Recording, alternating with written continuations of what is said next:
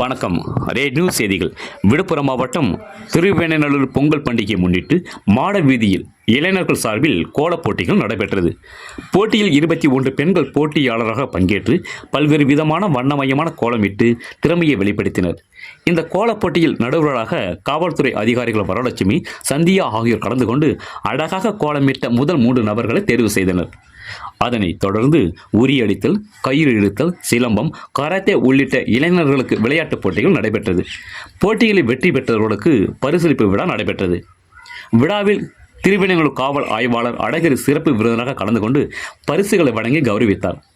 இதில் திருவேணநல்லூர் முன்னாள் வட்டாட்சியர் செந்தில்குமார், திமுக மாவட்ட வர்த்தக அணி துணை அமைப்பாளர் படக்காடு பழனி, பேரூராட்சி கவுன்சிலர் TKS செந்தில் முருகன், வர்ணனையாளர் பத்திரிகையாளர் கார்த்திக் மற்றும் சர்மேஷ் உள்ளிட்ட இளைஞர்கள் மற்றும் பொதுமக்கள் என பலர் கலந்து கொண்டனர். ரேட் நியூஸ் தமிழ் செய்திகளுக்காக திருவேணநல்லூர் தாலுகா செய்தியாளர் வெற்றிவேல். செய்திகளை உடனுக்குடன் தெரிந்து கொள்ள ரேட் நியூஸ் தமிழ் சேனலை சப்ஸ்கிரைப் செய்யவும்.